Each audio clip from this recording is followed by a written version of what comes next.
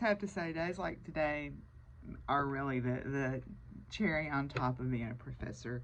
I'm grading my students' projects, and so many of them went the extra mile to either record themselves singing or playing the cello, or they talked about something that they were passionate about, and just really good quality presentations.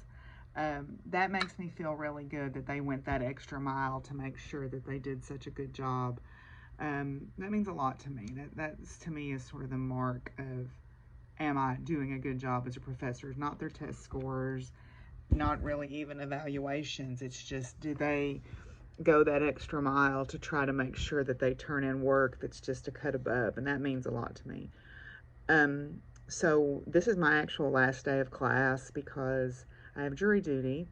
So I will not be back on campus until Friday when I have a student defending their honors college thesis. So I am working on grading, getting caught up on my grading, and giving out a test today that will be due Friday. Having our last meeting of my classes today, which is always a little bittersweet for me. I am wearing my Project Peace 2018 cowl. This is by the Healthy Knitter, and it was a meditation exercise where every day we got a meditation exercise, and we were meant to knit on this every day. I used a swap advent where some of us got together and just swapped yarns with each other for this, and I like it. I thought it would go well with my sweater that I had on today, and I like the scrappy look of it. So I am going to get around here and head to class, and we'll check back in a little while.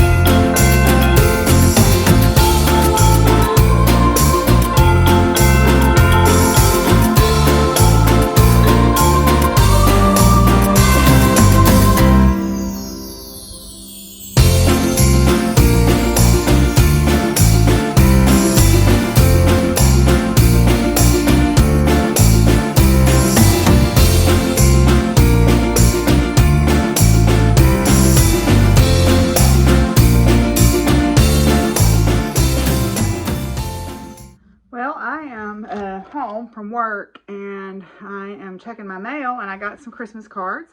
I got a Christmas card from Patsy, and I got one from Christy. So let's open them and have a look, shall we? So it's very dry. It's very dull here today. It's gray and cold and gloomy. Oh, look at the puppy dogs in the truck. Isn't that sweet? I love that. So cute. Thank you, Patsy, very much. And then let's see Christy. Wishing you chips. Oh, I love it. Oh, it's got a narwhal on it. That's excellent. Oh, there's something inside of it. Oh, she sent me an XL sticker. That's excellent. I love it. Oh, that's so wonderful. So thank you very much for the cards. I love both of these. Yay. And then I also got my last installment of the Bird Crush Club from Lindy Stitches. So let's open it up and see what bird it is this month. So, oh, beautiful. It's the red-faced warbler. Red-faced warbler. And this is the beautiful red floss that goes with it. So look at him. Isn't he beautiful? And there's the pattern. Oh, she sent us something else here too. Oh, she sent us a bonus pattern. Armchair Ornithologist. How awesome is that? I love that. That's so sweet. So I'm really glad I did the Bird Crush Club. I mean, I've got all these patterns. I haven't started any of them, but I'll make them eventually. I think they'd make great Christmas ornaments for my nature-themed tree. So it is time to head out and do evening chores. And I stopped and picked up food for dinner. I need to go to the grocery store, so I may try to do that tomorrow while I'm up in Russellville if I don't get picked for jury duty. So anyway, I'll check back in with you guys in a little while. Well, I'm in from doing chores, and let's go ahead and open my advent calendar for today and see what I got. Oh, it's a foal. It looks like a foal maybe that goes with the horse we got yesterday. It's a little bay foal. He's got one stockinged leg. There you can see the black points on the legs of the bay. So, and one thing, when baby horses are born, you see how he's got his front legs bent? Their legs are so long, they actually have to bend their front legs to be able to reach down to graze off the ground. So that's not a mistake. That's an intentional design feature. So yeah, I'm home. I've got my chores done. I need to do my cards. I'll do those in a little bit, but I'm going to read for a little while, I think, first. I wanted to say I appreciate all y'all so much. The comments that people leave are always positive and uplifting. Even if you have advice or critique, you're usually very positive. I've been reading comments on some other people's stuff lately, and it's like, did you really think saying that out loud was okay? I mean, I understand sometimes we all misspeak. Sometimes we may not catch something in editing where the music's not right where it needs to be, or, you know, maybe sometimes we talk too long. I mean, there's people that don't like long episodes. There's people that don't like short ones. You're never going to make everybody happy. Ever. And I've seen some comments on other people's stuff, and I'm like, you know, other people read this, right? Where other podcasters see this and they can tell maybe that criticism might be directed toward them or people of their, you know, whatever, their way of doing things. And I just want to say I am really grateful for our community. I have always been a person of quality over quantity.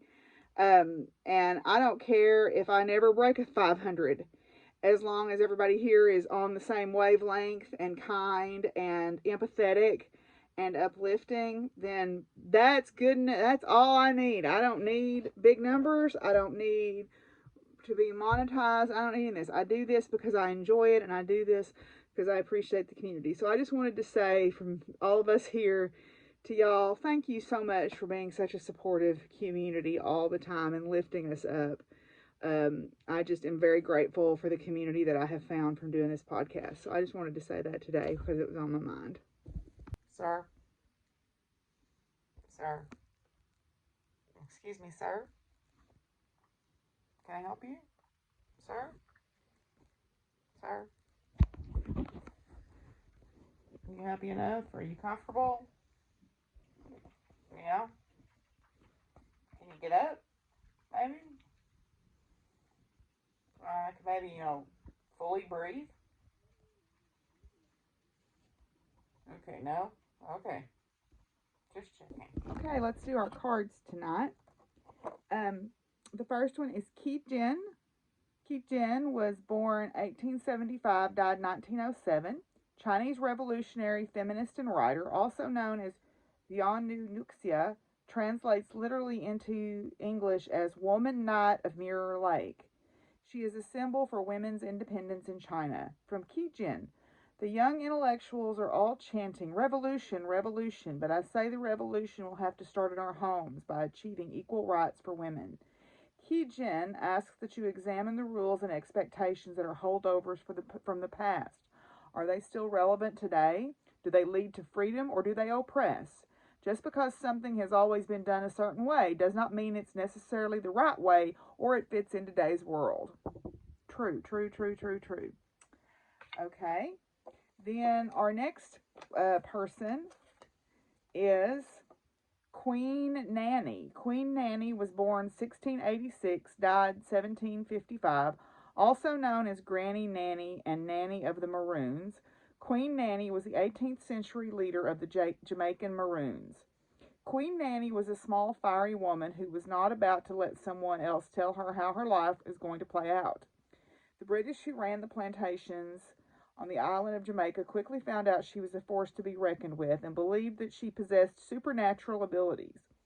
She made her way deep into the Blue Mountains' rugged terrain, where she used her knowledge of the land to survive. For over 30 years, Queen Nanny helped free over 1,000 people and led a community of enslaved Africans called the Windward Maroons. Aside from being a healer, she was also a brilliant military leader who taught guerrilla warfare. So, bruised by their battle with Queen Nanny and her followers, the British ended up suing the Windward Maroons and asking for a peace treaty. Queen Nanny and her followers not only gained their freedom, but also a large portion of land. There is so much more to her story, and if you want to dive deeper, I recommend the documentary Queen Nanny, Legendary Maroon Chieftainess. When Queen Nanny arrives, you may want to go into your history. What lessons from the past would help your situation today? Maybe your grandmother had an old herbal remedy or spell that could do some magic. Call on Queen Nanny to be your guide through a difficult situation. Let her wisdom and intuition lead the way. Awesome. Okay, well, let's go. I'll go show you what I got done on my sock last night. Well, hopefully my heater running is not too loud for y'all. So I got done with my gusset increases last night, and I am now working on my contrast heel. This is the sole part of the heel. I'm working on the short rows on that with this contrast red, so that's exciting.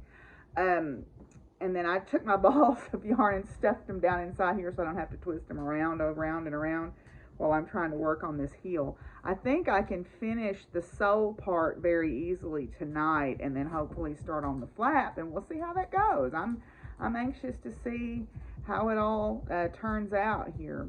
I had this thing I wanted to read to you today. I thought it was really, really something. I don't know the author of this piece, but it really spoke to me. It was on Facebook today. And it's called December Dark. Take solace in gentle rhythms of ritual, in ceremonies of the ordinary. Brew tea, fold clothes, knead bread, walk to the mailbox. There is much to savor in slowness when quality of attention allows noticing every detail. Wisps of steam rising, soft folds and well-worn shirts, hands and dough working together, snow crunching underfoot in moonlight. Celebrate this walk through dark days, this chance to do it differently, to revel in the slowness while light waits its turn. I thought that was really great. It gives me a nice perspective on the dark time of the year. Anyway, that's where I'm going to end this for today. I don't know how much content I'll have the next couple of days because I'm on jury duty. So hopefully if I get picked, it'll only be one day, and then on Wednesday I can go to the winter feast at work. If not, I guess we'll just have our cards and we'll just see what happens. I don't know if they'll pick me or not. You never know, but got to do our civic duty though, right? It's part of our responsibilities as good citizens to do our duty. Anyway, I'll see y'all tomorrow. Bye. Bye, Wally. You telling them bye-bye? Okay, bye-bye.